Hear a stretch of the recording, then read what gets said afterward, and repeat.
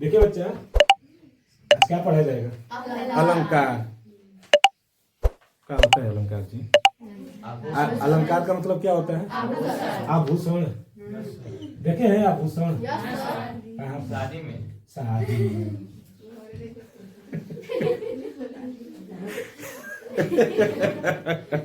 ये आभूषण देखा है, शादी में देखा है, और कहीं नहीं देखे हैं। पार्टी में जरूरी है कि आभूषण सिर्फ वहीं पर पहना जाएगा, पार्टी में भी तो पहना जाएगा। आभूषण का मतलब होता है सुंदरता। कपड़ा भी तो एक तरह से आभूषण है। ये थोड़ी है कि सोना चांदी सब लपेट कर सब कर लिए तो वो आभूषण कहलाएगा। आभूषण कपड़ा भी तो होता है। और इतिहास गवाह है, आज तक हम लोग जो कपड़ा पहने अपने पसंद से नहीं पहने, दूसरे के पसंद से पहने हैं। दूसरे को पसंद आएगा इसीलिए हम कपड़ा पहनते हैं अच्छा खरीद कर, नहीं तो कपड़ा है। नहीं सुनिए, कपड़ा तो कपड़ा है, कोई भी कपड़ा पहन सकते हैं, लेकिन ये हमारे में अच्छा लगेगा कि नहीं लगेगा, ये अच्छा लगेगा कि नहीं लगेगा, हम दूसरे की देखते हैं ना। मम्मी बताती है कि अच्छा है कि नहीं है। लेकिन कपड़ा तो कपड़ा, लेकिन सुंदर लगने के लिए कपड़ा उपड़ा पहनते हैं, आभूषण करते हैं ना। तो उसी तरह ये जो होता है हिंदी में जो आता है एक शब्द अलंकार, वो किसके लिए आता है? तो काव्य की शोभा बढ़ाने के लिए। जैसे हमारी शोभा बढ़ाने के लिए हम लोग कपड़ा उपड़ा पहनते हैं, आभूषण पहनते हैं, उसी तरह हिंदी में जो काव्य की जो सुंदरता बढ़ाने के लिए क्या आता है? अलंकार, जो काव्य की शोभा ही बढ़ा देता है। समझ रहे हैं? जैसे हम लोग कपड़ा पहनकर अपनी शोभा बढ़ाते हैं, तो शोभा कैसे बढ़ेगा? अपने चरित्र से बढ़ेगा। लेकिन कोई एकदम पूरा एकदम है, चल रहा है शांति से, उसको सब कहते हैं कि का, वही जो पूरा टिम टाम करके चलता है, तो उससे सब लोग, तो हर तरह के लोग मिलेंगे आपको समाज में। तो देखिए अलंकार का मतलब होता क्या है? आपके बोर्ड में ना, बोर्ड एग्जाम में इससे बहुविकल्पी क्वेश्चन पूछे जाएंगे। क्लास 10th के लिए पहला जो अलंकार आता है कौन सा? उपमा अलंकार। ये पहला है। 3 अलंकार आएंगे आप लोगों में। पहला आएगा उपमा, दूसरा आएगा रूपक और तीसरा आएगा उत्प्रेक्षा। तो आज सिर्फ एक ही पढ़ा जाएगा, आज सिर्फ एक ही पढ़ा जाएगा, दूसरा दूसरे वीडियो में, तीसरा तीसरे वीडियो में। समझ रहे हैं? लेकिन इसका पोस्टमार्टम कर दिया जाए, एक दिन में एक हो, लेकिन पोस्टमार्टम करके। क्या है उपमा अलंकार? तो उपमा अलंकार जानते हैं क्या होता है? कि यहाँ पर उपमा का मतलब होता है तुलना करना, दो वस्तुओं में तुलना करना, दो व्यक्तियों में तुलना करना। दो वस्तुओं में तुलना कर दीजिए, चाहे दो व्यक्तियों में, लेकिन जो व्यक्ति का तुलना कर रहे हैं दूसरे व्यक्ति से, वो कैसा होना चाहिए? तो प्रसिद्ध होना चाहिए। अब तुलना किसे कहेंगे? अब कोई कहेगा तू ही टाटा अंबानी है का, तो टाटा और अंबानी क्या है? प्रचलित है ना। वो लोग प्रचलित हैं, हम प्रचलित हैं? नहीं। कहाँ है? धीरे धीरे होंगे। तो वही माने किसी की भी तुलना की जाएगी, एक वस्तु की तुलना तो की जाएगी, लेकिन किससे? दूसरे से। लेकिन दूसरा व्यक्ति क्या होना चाहिए? प्रसिद्ध होना चाहिए, तभी तुलना हो सकता है, नहीं तो अदरवाइज नहीं कर पाएंगे। पता ही नहीं चलेगा तो कैसे हम बताएंगे? जब दोनों अज्ञान है, दोनों अज्ञान है, तो तुलना किससे होगा? तो देखिए उपमा अलंकार की परिभाषा क्या होती है? जहां किसी एक वस्तु की किसी दूसरे प्रसिद्ध वस्तु से गुण, धर्म और स्वरूप के कारण समानता या तुलना की जाती है। किसके किसमें? उसके गुणों की तुलना कर दी जाए, उसके धर्म की तुलना कर दी जाए, या फिर उसके स्वरूप के कारण सब होने चाहिए, तब तो कहा जाएगा कि ये उपमा अलंकार है, नहीं तो नहीं है। वहां कौन सा अलंकार हो जाता है? तो उपमा अलंकार होते हैं। और उपमा अलंकार के कितने अंग होते हैं? 4 अंग होते हैं उपमा अलंकार के। पहला आता है उपमेय, उपमान, वाचक शब्द और साधारण। जिस वस्तु की समानता बताई गई है उसे क्या बोलेंगे? उपमेय। माने जिस वस्तु की समानता बताई जाती है, नहीं कोई व्यक्ति है उसका क्या बताया जाए? समानता। उपमान जिस वस्तु से तुलना की जाए, यानी जिससे हम तुलना कर रहे हैं। वाचक समानता को व्यक्त करने वाला शब्द, यानी दोनों के बीच का जो समानता जो करेगा, तो वहां पर एक इंडिकेट होगा कि हम इससे तुलना कर रहे हैं, तो वो वाचक शब्द हो जाएंगे। और साधारण धर्म में क्या हो जाएंगे? जो गुण उपमान और उपमेय में समानता रूप में होता है, माने उपमेय और उपमान में जो समानता पाई जाती है उसी को। जैसे इसका उदाहरण है कि हरिपद कोमल कमल से। हरिपद यानी हरि मतलब भगवान विष्णु की हो रही है, भगवान विष्णु की हरिपद, पद मतलब पैर, भगवान विष्णु की पैर कोमल कमल से, यानी भगवान विष्णु का पैर कैसा है? कोमल कमल के समान है ना। यानी किसकी तुलना की जा रही है? भगवान विष्णु के पैरों की। किससे? कमल से, है ना। तो हो रहा है ना। तो देखिए इसमें स्पष्टीकरण कैसे करेंगे। यहाँ पर उपमेय क्या हो जाएंगे? जिस वस्तु की समानता बताई गई है, तो कौन है? हरिपद लिख देंगे। उपमान जिस वस्तु से तुलना की जाती है, तो किससे तुलना की गई? कमल से। कमल समानता को व्यक्त करने वाला शब्द, यानी दोनों के बीच की जो समानता को व्यक्त करने वाला कोई शब्द है? कमल और हरिपद है ना। ये ना कर रहा है से, अगर से को हटा देंगे तो कौन शब्द मिल रहा है? हरिपद कोमल कमल, बस। लेकिन जो ही से लगा दिए तुरंत वहां पर एक समानता हो गई कि माने तुलना की जा रही है, तो वाचक शब्द क्या हो जाएंगे? और साधन। जो गुण उपमान और उपमेय में क्या कर रहा है? समान रूप में पाई गई है। क्या पाया गया है दोनों में? हरि के पद यानी भगवान विष्णु के पैर और कमल, दोनों के बीच में समानता क्या है? कोमल। तो ये क्या हो जाएंगे? कोमल हो जाएंगे। साधारण वक्त यही ना हुआ है कि क्योंकि भगवान विष्णु का पैर कैसा है? कोमल है, और कमल का फूल भी कैसा है? कोमल है। यानी दोनों के बीच में कुछ समानता है। तो ये क्या हो गए? उपमा अलंकार। इसका दूसरा एग्जाम्पल देखा जाए जी, देख लिया जाए ना। Yes sir. और देखा जाए इसका दूसरा एग्जाम्पल। देखिए इसका जो दूसरा एग्जाम्पल का है, पीपर पात सरिस मंडोला, है ना। इसका स्पष्टीकरण किया जाए, आप करेंगे? करना चाहेंगे? तो आइए देखिएगा। बताइए क्या लिखा है? लिखे ना, पीपर पात सरिस मंडोला। हाँ। पीपर के पत्ते जैसे मेरा मन डोल रहा है। अच्छा, आपका मन पीपर के पत्ते के जैसा डोल रहा है। इस बच्चे का देखिए अलंकार, इधर आइए, कैमरे में आइए। आपका मन देख रहे हैं आशीष भैया? ये मुखिया जी का जो मन है, देखिए काव्य की कैसे शोभा बढ़ा रहे हैं। देखिएगा स्पष्टीकरण कैसे होगा बच्चा। काव्य को देखने के बाद मन में जो आनंद आ जाए, चाहे करुणा आ जाए, चाहे हंसी आ जाए, है ना। तो इन्होंने क्या किया है कि इसका दूसरा एग्जांपल बताने जा रहे हैं। क्या? पीपर पात सरिस मंडोला। तो इसका अर्थ बोल रहे हैं, क्या बोले हैं? पीपर के पत्ते जैसे मेरा मन डोल रहा है। अच्छा, आपका डोल रहा है, पीपर के पत्ते के जैसा आपका मन डोल रहा है ना। पढ़ने में देखिए कितना अच्छा लग रहा है ना। कितना अच्छा स्पष्टीकरण है कि आपका मन पीपर के पत्ते की तरह क्या कर रहा है? डोल रहा है। आपका मन किससे तुलना किया गया है? पीपर के पत्ते से। पीपर के पत्ते से इनका माने तुलना किया गया है ना। यानी अलंकार तो कुछ ना कुछ है, मन में कुछ आनंद अनुभूति हो रही है ना। तो बताइएगा इसका स्पष्टीकरण कैसे कर सकते हैं। यहाँ पर उपमेय क्या है? उपमेय सर किसका है? मन का कर रहे हैं ना। किसका कर रहे हैं? पीपर के पत्ते से मन का। तो उपमेय क्या हो जाएगा? मन। तो मन लिखिए, मन। उपमान क्या होगा? उपमान किससे तुलना कर रहे हैं? पीपर। अपना मन जो है किससे तुलना कर रहे हैं? पीपर के पत्ते से। पीपर के पत्ते से। तो यहाँ पे क्या लिखा है? पीपर के पत्ते होगा। पीपर पात। हाँ।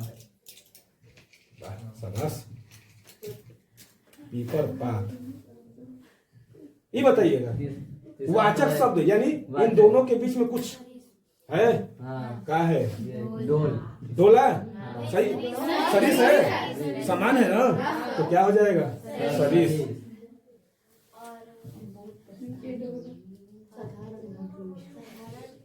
और साधारण धर्म क्या है? साधारण धर्म क्या होता है? दोनों के बीच में जिससे तुलना की जाती है क्या होता है? साधारण शब्द। जो गुण उपमेय और उपमा में समान रूप से, पीपर का पत्ता भी क्या करता है? डोलता है, और हमारा मनवा भी है ना। आपका मनवा डोलता है कहाँ? भीतर भीतर। तो यहाँ पर क्या लिखेंगे? डोला।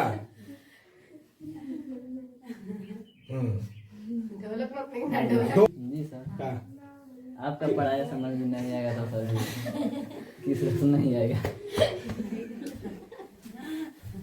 समझ रहे हैं ना बच्चा? तो देखिए इन्होंने बहुत अच्छा एक्सप्लेन कर दिया कि इनका जो मन था, इनका जो मन था पत्ते के समान क्या कर रहा था? डोल रहा था। लेकिन इस पर भी दिए थे, कभी एक कदम और आगे बढ़ गए, कभी एक कदम और आगे बढ़े। कहाँ बढ़ गए? पत्ते से तो किए थे, और किसके पत्ते से? पीपल के पत्ते से, क्योंकि वो शुद्ध है ना, है ना। तो ये देखिए आप शुद्धिकरण हुआ है। मन को पीपल के पत्ते से किए हैं और किसी पत्ते से नहीं किए हैं। ये होता है। कवि की रचना जहाँ ना पहुंचे रवि वहां पहुंचे कवि, है ना। तो तुम एक कदम आगे बढ़ जा। ठीक है सर। देखिए ऊपर में यहाँ पर क्या हो जाएगा बच्चा? मन। Yes sir. उपमान पीपल पीपल पात हैं? सरिस सरिस और डोला। समझ में आया? पोस्टमार्टम हो गया? कोई दिक्कत है किसी को? नहीं ना। ऐसे ही वीडियो देखने के लिए चैनल को सब्सक्राइब करें। ठीक है, बाकी अगले वीडियो में कमेंट भी कर देना। देखिए अगला जो अलंकार कौन सा है? रूपक। वो कौन सा इससे पीछे वाला पढ़े हैं? उपमा, है ना। अब आता है रूपक। यहाँ पर उसमें हम उपमेय और उपमान बता दिए थे, बताए थे ना। तो इसकी परिभाषा लिखा जाता है कैसे? कि जहाँ उपमेय में उपमान का निषेध रहित अभेद आरोप किया जाता है ना। या जहाँ पर उपमेय और उपमान में अंतर प्रकट किया जाता है, अभेद निषेध है ना। तो जहाँ अंतर प्रकट किया जाता है अर्थात उपमेय और उपमान में अभिन्नता प्रकट की जाए, अभिन्नता प्रकट की जाए, तो वहां पर क्या हो जाता है? रूपक अलंकार हो जाता है ना। यानी जहाँ उपमेय और उपमान में अभिन्नता प्रकट की जाए वो कौन सा अलंकार हो जाता है? तो रूपक अलंकार हो जाते हैं। और इसके जैसे उदाहरण से ही स्पष्टीकरण होगा ना जी। उदाहरण क्या है? मुख चंद्र तुम्हारा देख।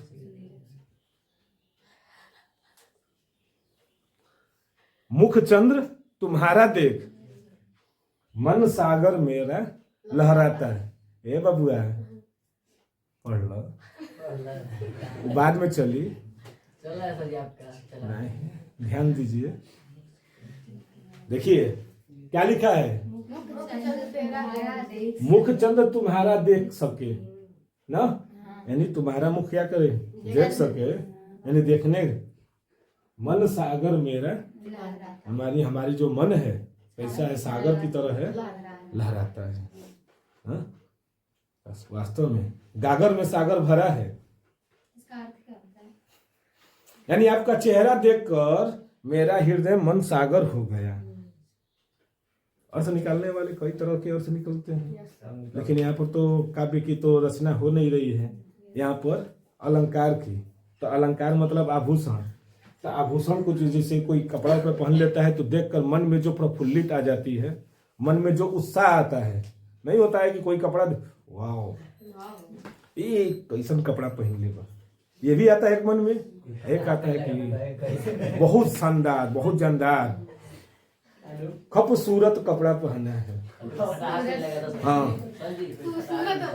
नहीं होता है, कपड़ा गंदा फटा रहना चाहिए, वो चल जाएगा, गंदा नहीं चलेगा। तो देखिए इसकी स्पष्टीकरण कैसे होगा बच्चा? तो यहाँ मुख क्या है? उपमेय है ना। यहाँ पर मुख क्या हो गया? उपमेय में चंद्र क्या हो गए? का भेद न करके एक रूपता बताई गई है। यानी मुख और चंद्रमा को एक रूप में बता दिया गया है। क्या है? कि मुख चंद्र तुम्हारा देखकर, यानी तुम्हारा जो चांद जैसा मुखड़ा है उसे देखकर मेरा मन सागर हो गया। यानी मुख को किससे तुलना कर दिया है? अंतर प्रकट किया है, यानी तुलना कर दिया, भिन्नता ला दिया है ना, कि चेहरे को चांद से तुलना कर दिया। और मन जो है किससे लहरने लगा? तो सागर की तरह। यहाँ पर दोनों क्या हो गए? अभिन्नता, यानी दोनों को एक रूपता बताई गई है ना। समझ में आया? नहीं अन्य स्पष्टीकरण देखिए, दूसरा इसका एग्जाम्पल कि चरण कमल बंदो हरि राई। चरण कमल बंदो हरि राई, तो यहाँ पर चरण है ना, किससे तुलना कर दिया है बच्चे? कमल का भेद न रखकर एक रूपता, यानी पैर को कमल के समान बता दिया है, न कि दोनों को अंतर प्रकट किया है। यानी दोनों को क्या किया है? एक दूसरे से जोड़ दिया है। उपमेय और उपमान में क्या लग गया? यहाँ पर आरोप लग गए, यानी एक रूपता बताई गई। समझ रहे हैं? यानी जो पैर थे हरि के, किसके समान बता दिया? कमल के फूल के समान। तो ये भी क्या हो जाते हैं? रूपक अलंकार। नाम से ही पता चल रहा है रूपक ना। तो दोनों समझ में आया एग्जाम्पल? ऐसे एग्जाम्पल और भी आ सकते हैं, और भी तो एग्जाम्पल हो सकते हैं। अब जैसे में आप अपने किताब में ढूंढ लीजिएगा। तो हरी जननी मैं बालक तेरा, जननी मैं बालक तेरा, हरी जननी, हरी जननी, हरी जननी मैं बालक तेरा, हरी जननी मैं बालक तेरा, मैं बालक तेरा। इसका स्पष्टीकरण कैसे होगा बता दीजिए आप लोग। इसका स्पष्टीकरण आप लोग बताइएगा। मतलब धरती को बोले हाँ, मैं बालक तेरा, हरी जननी। इसका स्पष्टीकरण आप लोग बताइएगा। अगला अलंकार देखा जाए, कमेंट में बता दीजिए। देखिए ये जो बच्चा है ना, यस सर, उत्प्रेक्षा अलंकार के लिए बोला है कि हम बताएंगे। Yes sir. बताओ बच्चा। इसका उत्प्रेक्षा अलंकार का ये परिभाषा है सर जी। हाँ, जहाँ उपमेय में उपमान की संभावना की जाए वहाँ उत्प्रेक्षा अलंकार होता है। हाँ, मनु, मानो, जनु, जानो, मन हु आदि उत्प्रेक्षा के वाचक शब्द हैं। यहाँ पर जहाँ उपमेय में उपमान का संभावना व्यक्त की जाए, व्यक्त जहाँ की जाए। उपमेय में उपमान की क्या की जाए? संभावना व्यक्त की जाए ना। हाँ। हाँ, और इसमें जानते हैं सबसे एक वर्ड होती है जिसको कहते हैं तकिया कलाम ना। थोड़ा सा और इधर आ जाइए, कैमरे में आते रहिए। जिसको तकिया कलाम जिसको कहा जाता है, ये मनु, मानो, जनु, जानु, मनहु, जनहु आदि उत्प्रेक्षा के क्या होते हैं? वाचक से। यानी इसमें उत्प्रेक्षा अलंकार में कौन कौन से आते हैं? ये वर्ड जरूर आ जाते हैं। और जो ही ये वर्ड आएगा उत्प्रेक्षा अलंकार। उत्प्रेक्षा अलंकार ना। उदाहरण बता दीजिए। उदाहरण सोहत ओठै पीत पतु श्याम सलौने गाय। मानो नीलमणि शैल पर आतपु परियो परियो प्रभात। स्पष्टीकरण कर दीजिए इसका। जहाँ पीत हाँ, वस्त्र धारण की जाए किए हुए कृष्ण के श्याम शरीर उपमेय में प्रातः कालीन धूम से शोभित नीलमणि शैल उपमान की संभावना की गई है, अतः उत्प्रेक्षा अलंकार है। यहाँ पर क्या हो गया? यहाँ पर देखिए एक उदाहरण क्या है? सोहत ओढ़े पीत पटु श्याम सलोने गाय, मानो नीलमणि शैल पर आतपु परियो प्रभात। तो यहाँ पर जो पीत वस्त्र है ना, धारण किए हैं, कौन किए हैं? भगवान श्री कृष्ण ना के श्याम शरीर, यानी उनको उनके शरीर को किससे कर दिया है? उपमेय में प्रातः कालीन धूम है, यहाँ पर कि धूप है, धूप से शरीर शोभित। उनका शरीर कैसा हो रहा है? शोभित। थोड़ा सा इधर आ जाइए बच्चा। शोभित हो रहा है, और जैसे माना जा रहा है कि क्या नील मणि शैल की संभावना यहाँ पर की गई है ना। चलिए बहुत अच्छा। ये लड़के ने ना वो कोशिश किया है, ऐसी बात नहीं है, कोशिश किया है, बहुत बढ़िया परफॉर्मेंस दिए हैं ना। तो देखिए मैंने ये कहने का मतलब है जहाँ उपमेय में उपमान की क्या की जाए, संभावना प्रकट की जाए, वह उत्प्रेक्षा अलंकार होता है। जहाँ उपमेय में उपमान की संभावना व्यक्त की जाए, इसमें क्या होते हैं, मनु, मानो, जनु, जानू, मनहु, जनहु आदि उत्प्रेक्षा में क्या है, वाचक शब्द जरूर यहाँ पर मिलेंगे। जैसे नहीं था वो हरिपद कमल से, हरिपद कोमल कमल से, तो वहां पर से क्या हो गया था, वाचक शब्द। तो उसी तरह इसके भी क्या हो गए, कहीं ना कहीं वाचक शब्द होते हैं जिनमें ये वर्ड जरूर मिलता है। जैसे सोहत ओढ़े पीठ पट श्याम सलोने गात, मानो आ गया ना, यहाँ पर मानो आया है। नीलमणि यहाँ पर मणि लिख दिए हैं, तो उसे कोई मतलब नहीं है। नीलमणि शैल पर या न, आतप परियो प्रभात। तो ये इसका स्पष्टीकरण जानते हैं क्या होगा, पीत वस्त्र धारण यानी पीला वस्त्र धारण किए हैं कौन, श्री कृष्ण के शरीर, श्याम शरीर, उनका शरीर श्याम कलर का था, सांवले, हल्का नीला भी था उसमें में। प्रातः कालीन धूप से उनका जब उस पर उनके शरीर पर प्रातः कालीन का जो लालिमा पड़ती है तो कैसा लग रहा था, नीलमणि शैल की तरह लग रही थी। तो वहां पर उनको क्या कर दिया, उससे संभावना यानी उनमें एक समानता पाया का वो एग्जाम्पल के रूप में दे दिए हैं कि उनका जो शरीर लग रहा था कैसे लग रहा था, नीलमणि शैल के समान। अतः यह क्या है, उत्प्रेक्षा।